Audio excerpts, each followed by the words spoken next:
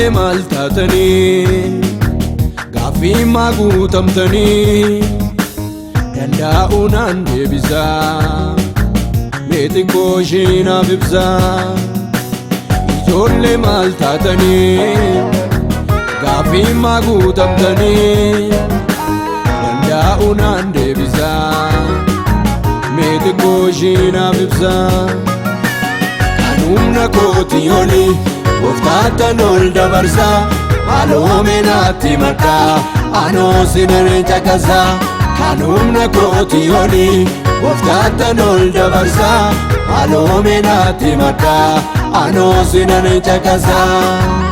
Amuma beektanii waan gaarii nutti himaa nuti ijoolleedha kunoo kichuudha daa'imaa kan nuti arginu hunduu gaarii nutti fakkaata sammuun keenyas qabachuu.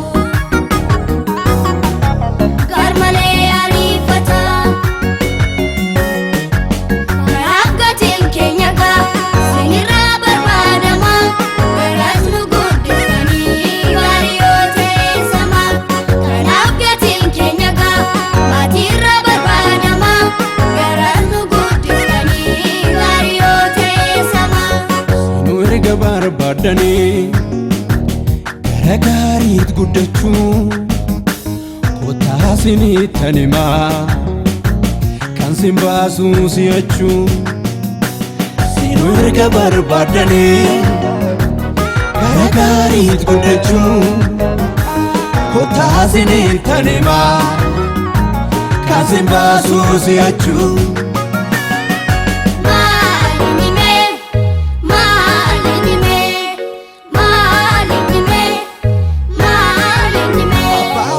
Keessanii ergamaa Ameen abboomamuu sinirraa eegamaa Ameen hin ta'inaa sin dhaloota baramaa Ameen hin hojjetinaa gonkumaa waan hamaa Ameen.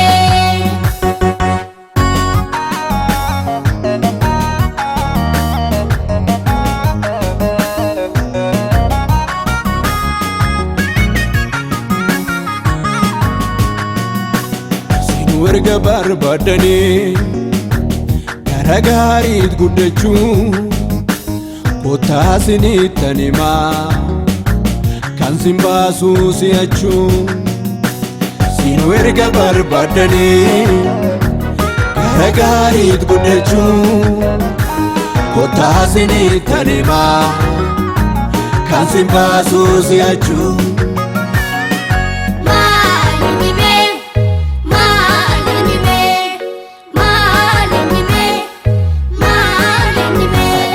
Gooftaa keenya dubbisaa Ameen Yesuusin jaaladhaa guddisaa Ameen wal arrabsoof ciqiluu hambisaa Ameen laphee keessan gooftaadhaaf taasisaa Ameen.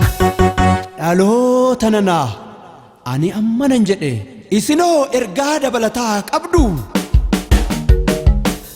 Nuti ijoolleedha guddachuun keenyas waan hin oolleedha.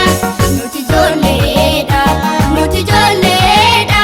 guddachuun keenyas waan hin oolleedha. Erga loollee gara gooftaas guddanna gonfoo keenya bira geenye fudhanna. Erga loollee gara gooftaas guddanna gonfoo keenya bira geenye fudhanna.